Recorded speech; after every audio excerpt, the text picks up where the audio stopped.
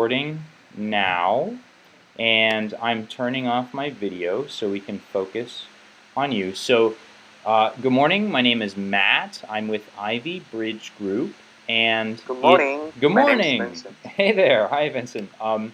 It is Tuesday, May 12th at 9:30 a.m.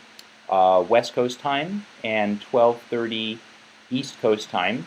I am recording Vincent Wu, so thank you very much for joining us. Vincent, can you tell us your full Chinese name? My Chinese name's Kaiyuan. Okay, and then your preferred American name is Vincent, correct? Yeah, I go by Vincent because I think Vincent is easier to say. Yeah. Okay. Yeah. And then what is Obviously, yeah. yeah, for an American, I guess, yeah. What's your current grade? 10. Grade Sophomore. 10. And what grade are you applying to? 10. 10. So you want to repeat Yes. the 10th grade. What is your date Yep. of birth, Vincent? 1999, February the 1st. Okay, February 1. And then can you tell me if you've taken any exams like SLEP or TOEFL or SSAT? I took TOEFL and SSAT before. Okay, and do you remember what your TOEFL or SSAT scores were? My TOEFL grade is 83 and my SSAT score is 2,163. Okay. And then how about your current GPA? Do you know what your current GPA is? I think this quarter it's 3.45. 3.45. Okay, sounds good. Okay, those are the formal questions for the record, but now we'll get into the more exciting part. Okay. Questions about I like you, exciting. Vincent. Oh, that's good. So, Vincent, tell me. We'll start out with a fun one. What are your favorite extracurricular activities? You know, I love ping pong, table tennis so much, and I think it's fun. It's fun to play. You know, so this is one of the reasons that I and participated in tennis. 'Cause at first I thought they are similar, but now I realize there is a big difference between them. Can you tell me what the difference is?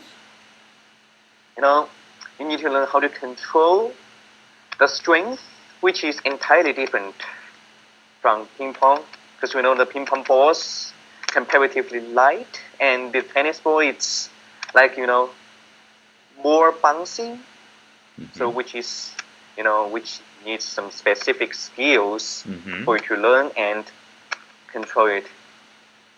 So, what is it about the two games in general that you enjoy?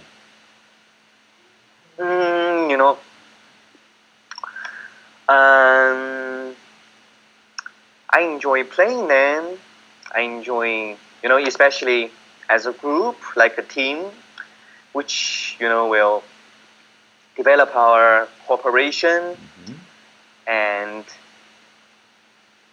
Okay. So you Yes. enjoy the cooperative aspects of the game. Yes, and I think that's one of the really important skills that we need to learn. Why is Yes. cooperation so important? So sometimes, you cannot solve a problem by yourself, so probably need to, need the assistance from other people. So that's why you need to join a group. Obviously everybody has their strength and weakness. So if you are unable to do this thing, probably other people they can, and if there are things that other people cannot do, probably you can. So, which is a great thing that we share our, strength and, cooperate with each other. Yeah, sure. I think that's a really good piece of advice. So that's stuff you like to do outside of school. But how about in school? Do you have a favorite subject that you enjoy? Yes. My favorite subject is anatomy and physiology. Mm-hmm. And can you tell us why? Yes, sure. So, in this class, we're not allowed to just sit there listening to what teachers teach us or just take some notes, stuff like that. But we are allowed to do the most exciting things, I think, experiment or dissecting stuff. Like last week we did the ship's brain, and before we dissected the heart, the cow's heart, which is really fun. Was there an experience in your anatomy and physiology class of dissection that was particularly interesting for Big. you? Or maybe what I could ask is how was the first experience doing a dissection? And it's like at first I was a little bit nervous because in my Chinese school I didn't have chance seeing this kind of raw stuff. And at first for me it was kind of disgusting, but now since I got used to it, Mm-hmm. it becomes really fun and really fun. It's like a fun thing to do, and through doing this we can develop our capability of dissecting stuff, analyze, and we do the lab report as well. Ah, okay. So Yes. you actually have to sit down. What kind of things do you report on in the lab report? Like we need to draw the sketch Mm-hmm. of the heart, of the structures of the brain, and we will also write down the names of each part in the structure of the brain or heart, Mm-hmm. and we will also write down the procedures. And like first, we need to do a mid-sagittal Mm-hmm. cut and see which part, and and then we are gonna write down. After writing down the procedures, we are gonna write down how do you think about this. Mm-hmm. Mm-hmm. It's like evaluation. Okay. All Yeah. right.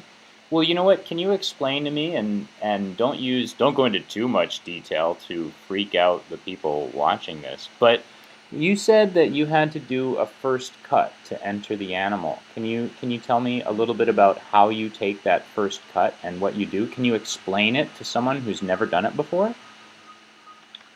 Like that we did is the mid-sagittal cut. Mm-hmm. So it's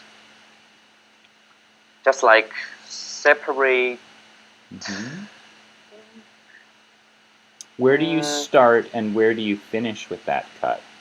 And then how do you open the animal up? it's the opposite of separating the right hemisphere and left Mm-hmm. hemisphere. Mm-hmm. Ah, okay. I think I Yeah. understand. No. Okay. Now let's move on to something. Let's do the opposite direction now. So that's something you love, but what is Yes. something at school that maybe you're not really that interested in or you don't really like the class? I mean, I had this kind of thing before. Like at first, when I entered the school, and Mm-hmm. the U.S. history kind of bothered me Okay. because in my Chinese high school, what we learned is either world history or Chinese history, Aha. and we really didn't get a many chance to deal with the American history. Ah, So okay. I know little about the American history. So at first, I think it was a little bit difficult for me to learn. There were too many vocabularies, there are too many events that Mm-hmm. had to be memorized. But now I think that's pretty interesting as well. Yeah. Ah, okay. So it was a little tough for you at first. Yes. Okay, but it got easier over the school year? Yes. Uh, Eventually.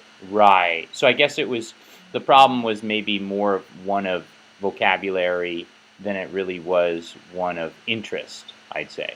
Is that correct? Yes. I Okay. expand my vocabulary and and enhance my reading skill Mm-hmm. and as well as my overall English capability. Right. So that won't be a problem for me anymore. Okay. Um, and so now let me ask you one more question about free time. Now let's say you're on a desert island and you have Oh, no textbooks, no reason to study, nothing to do. What are you going to do in your free time? mm, you mean in the desert? Oh, I was just being silly. I just meant basically what do you do in your free time? Oh, Yeah. in my free time, I read books and I really enjoy reading the books. Mm-hmm. You know, through the reading the books, I can really experience the things that the author experienced before and getting to the world where there are, you know, many nice Mm-hmm. things. Mm-hmm. Because, I like reading the fairy tales or sci-fi. Mm-hmm. Is And there I think, something you've read recently that kind of sticks in your mind? recently, let me see, recently I read the things they carried Mm-hmm. Can you tell me a by little Tim bit of? O'Brien. Uh-huh. And actually, this is based on a true story. Mm-hmm. Can you tell me a little bit about that? It's about the Vietnam Mm-hmm. War and written by Tim O'Brien. Mm-hmm. And it's just like there are many short stories Okay. in one book. Okay. And Yeah, about the short stories. Yes. so what is it about studying in the United States that you're so interested in? What are some of the differences between studying here and in China? And why do you Uh, think that the U.S. is a good choice for you? because in my Chinese school, all the courses are mandatory. Like we have to take like Chinese, math, English. Like I took Japanese for 3 years before, and politics, biology, Mm-hmm. history, computer, and so on. Like you really don't have choice to you pick Uh-huh. your the courses that you're really interested in. Like here, I picked the anatomy and physiology, which I'm really interested in because I want to be a neuron surgeon in the future. Right. Yes, So you like and the. you know, Oh, go ahead. and here, apart from you can choose the courses freely. In the class, you have more activities to participate in, and you will feel free to express your thoughts, your Mm-hmm. idea, and interact with peers Mm-hmm. and teachers, which is really a great thing. Share the experience, and outside of the classroom, here we can have opportunity doing various kinds of community services. Mm-hmm. Like I go to nursing home on every Sunday, playing bingo with other people, Mm-hmm. and if they need some help or confront some sort of issues, I'm willing to give them a hand and and do whatever makes them happy. Oh, And okay. that's the purpose. That's the idea. Sure. So it sounds like, like. Oh, I'm sorry. It sounds like what mm, you're saying is you feel like you have the ability to make more choices in the United States with your education. Is that true? yeah, which Basically. like the American schools provide me with more platforms and opportunities to to study not only academic courses but the practical skills like social skills, how to deal with people, how to take care of them, stuff like that. Not only just confined in the classroom, but also we can study outside, abroad, and like that.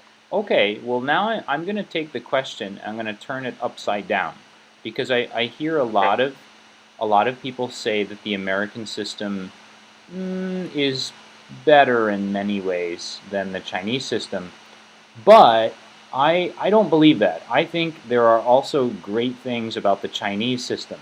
Can you tell me some things about the Chinese system that you think are better than the American system? Yes, I think sure there is. Because for me, I think the things that in Chinese school is better than the in American schools. Is, at some point, especially in the primary school, again, give you academically give you a better education. Like they really focus on the knowledge. They really focus on the key points. They really will teach you how to how to remember the things, and they will really teach you how to be a good person. And the things that I don't like that much in the Chinese high school is since you enter the high school, like you will be more engaged in the study or various kind of tests, examinations, and you don't really have enough time in your spare time to do the things you want, to do some self-study. Like me, I usually do some self-studying, read books by myself, or in my spare time I read Grey's Anatomy or explore the area that I'm really interested in. Okay. Well, let me ask you, you've been in the United States for how long now? I think I came here in the August last year. Okay. So that's 7 or 8 months. Yeah, so what is something that has been a challenge for you since you've arrived here in the United States? Frankly, this is my first time that I leave my parents so long and so far. So at first, I'm kind of miss my family, miss my parents, miss my hometown, because and apart from this, like now the total English spoken country, like every day, unlike the day life that I in China, I speak Chinese and only speak English in a classroom. Right. In an English class, like here, I have to speak English all the time. So at first, it was a little bit, challenging for me, because you have to speak English all the time and you have to follow the ways that the American people think, and the ways that they think the problem and stuff like that. So it sounds like the cultural adjustment was kind of challenging for you. And there is a big culture shock. Yeah. Okay. Yeah. Do you really miss China now, or are you getting used to it, No, or what do you think? Not that much. Oh. Okay. All right.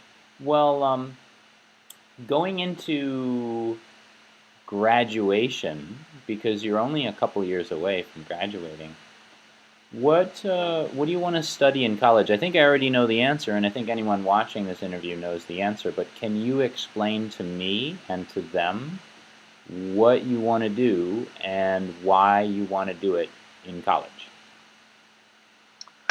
I, you mean the courses I take or Yeah, my ideal occupation? well, I guess the courses that you would like to study in order to Oh, achieve your ideal occupation. okay. So when I enter the college, I'd like to take the anatomy and physiology, the chemistry, the you know, and that with oh, pathic physiology, Hmm. like the college courses, Hmm. in order to achieve my goal, be a neurosurgeon. And so, have you looked into exactly what is necessary to do this? Can you explain Yes, to us? Can you tell me a little bit about that? yes. So if you want to be a neurosurgeon, you have to first enter a medical school, and in order to do that, you have to take the MCAT first. That's a Hmm. standardized test, which is mainly about the physics, the Hmm. biology, Hmm. and the chemistry, especially on organic chemistry. Hmm. And then after taking this course, of course, you have to do as well as you can in Hmm. order to enter a great medical school. And then you have to spend, I think, 4 years. Uh, wait, I think It's okay. before that, Hmm. excuse me, Hmm. before that, we have to spend 4 years studying in a college Hmm. and then take the MCAT and then enter the medical school and spend 4 years studying the residency. Right. Yes. Wow. And Okay. then Oh, and then keep going. yeah, and then after studying in the medical school, have you find a hospital that in which you work, and I think for first 2 years, or depends on the occupation that you like to do. Oh, I'm sorry about that. It's okay. Well, you have to spend, I think, Transformer to the main office, please. Transformer to the main office, please. you spend 2 years, at least 2 years, you know, as an internship. Students attending the in-school field trip, please report to the career center. I'm sorry about the It's announcements. really okay. That's just normal school stuff, not a problem. Yeah. So Yeah, as I basically, said. it sounds like there's a long road to getting to that Oh, ultimate yes. goal, which is to become a neurosurgeon. So tell me why you could have picked any sort of occupational specialty that you wanted, and you chose neurosurgery. Why? What makes it more interesting or more fulfilling to you than being a pediatrician or a cardiovascular surgeon? Or what's so interesting about that? So I'm really interested in the human brain, Hmm. which is the reason that I really want to be the neurosurgeon. Hmm. Because it's like the brain, the most complex and intricate machine created by the God. It's like how does it store memory? Hmm. How the way that we think, the way that we communicate with other people. Hmm. It's like really complicated, and it's really enigmatic, waiting for the people to explore. Okay, fair enough. Yeah, I can completely understand that Yeah. curiosity. Then let me ask you, what do you think is one of your strengths, and what do you think is one of your weaknesses? What's something that's going to help you get to become a neurosurgeon, but what is also something that might cause trouble for you on the road? So what's one of your strengths and one of your weaknesses? I think my strength is not. First of all, I won't faint when I saw the blood. That's good. Because other people, Yeah. will faint when they saw the blood. Right. They are afraid of it. But really, every time when I see the blood, I become excited. Mm-hmm. No. Okay. So that is one a of good the point. reasons. Yeah. One of my strengths. Okay. And apart from this, and I think I'm creative and I'm audacious, Mm-hmm. which is I think it's good for the surgeon, because for the surgeon you have to cut the skin and do stuff like that, do the operations on people. Definitely.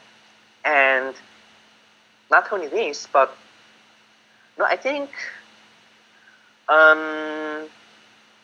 like I'm sort of clairvoyant. Uh-huh. Like I think clairvoyant. Mm-hmm. Clairvoyant. Yeah, clairvoyant. Uh-huh. As a surgeon, you have to notice the change, the slightly difference. As for example, the blood pressure, or the organs, if there's bleeding, or stuff like that. So, and I think I'm really good at this. So that's another reason that I want to be a surgeon. Okay. How about your weaknesses? My weakness, I think, my weakness,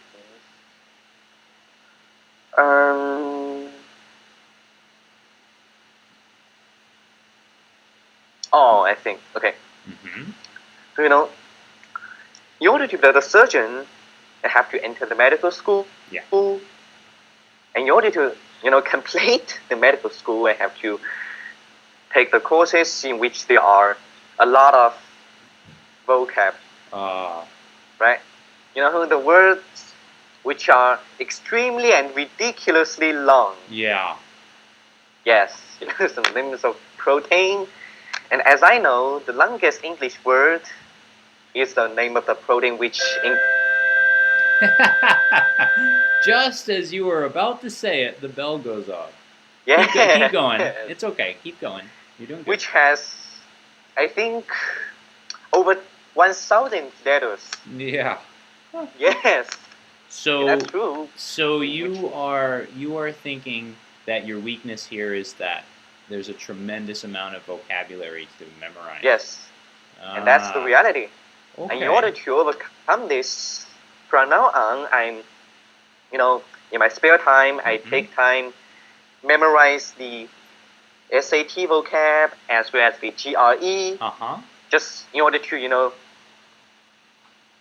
in order to prepare to remember the tremendous amount of the vocab in the medical field. Okay. Well, Vincent, you've sufficiently impressed me with your interview, but now I'm going to send you a little bit of reading excerpt. Okay? So I'm going to put it in the text box for you. And here's what I'd like you to do. I'd like you to read this excerpt out loud, and then I'm going to ask you a couple questions about it. So if you look at the top of the screen or the top of the excerpt, it starts with, most people can remember a phone number. Do you see that part? Alexis and Allison and Salute, please report to the main office. Thank you. Yeah. So can you please start reading from that point, and I'd like you to read the excerpt out loud, like I said, in your best voice, okay? Okay. Most people can remember a phone number for up to 30 seconds. When a short amount of time elapses, however, the numbers are erased from the memory. How did the information get there in the first place? Information that makes its way to short-term memory, STM. Does so via the sensory storage area. The brain has the filter which only allows stimuli that is of immediate interest to pass on to the STM, also known as the working memory. There's much debate about the capacity and duration of the short-term memory.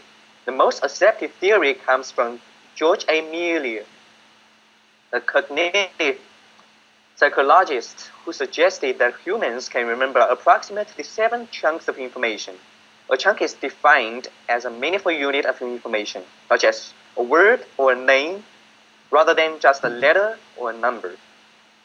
Modern theorists suggest that one can increase the capacity of the short-term memory by chunking or classifying similar information together. By organizing information, one can optimize this STM and improve the chances of the memory being passed on to long-term storage. When making a conscious effort to memorize something, such as information for an exam, many people engage in rote rehearsal by repeating something over and over again. One is able to keep the memory alive. Unfortunately, this type of memory maintenance only succeeds if there are no interruptions. As soon as a person stops rehearsing information, it has the tendency to disappear. Where pen and paper are not handy, people often attempt to remember a phone number by repeating it aloud. If a doorbell rings or a dog barks to come in before a person has an opportunity to make a phone call, he will likely forget the number instantly. Therefore, rote rehearsal is not an efficient way to pass information from the short-term to long-term memory. The better way is to practice elaborate rehearsal. This involves assigning semantic meaning to a piece of information so that it can be filed along with other pre-existing long-term memories. Encoding information semantically also makes it more retrievable. Retrieving information can be done by recognition or recall. Humans can easily recall memories that are stored in the long-term memory and used often. However, if a memory seems to be forgotten, it may eventually be retrieved by prompting. The more clues a person is given, such as pictures, the more likely a memory can be retrieved. This is why multiple choice tests are often used for subjects that requires a lot of memorization. There you go. Perfect. Good job. So my question is this. I have 2 simple questions, and I think you'll get them right off the bat. But question number 1, so looking at the passage, how do memories get transferred to the STM?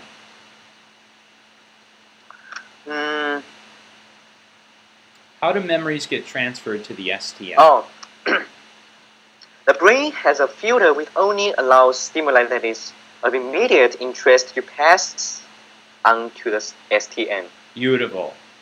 Beautiful. Second question, why does the author mention a dog's bark? They just because the author says, like, people usually try to remember something by repeating it aloud. Yeah. But this has the fatal weakness. You know why? Like when you are, repeating something aloud in a quiet place, when there's no distractions, when there's no, like something, other, external stimuli. Yeah, like no announcements over the school loudspeaker. Work very well. But Right. if a person call you or a phone rings, it, suddenly it just distracts you. So that's why you will, all of a sudden, forgot the number that you were repeating before. Yeah, perfect. Yeah, so the dog's bark can be an interruption in that. Okay. So the author just want to reinforce the, idea that he gave in the passage before, Mm-hmm. as a instance here. Yeah, sure, as an example. Yeah. Okay. Well, Vincent, I think you've done a great job. I'm going to stop recording right now.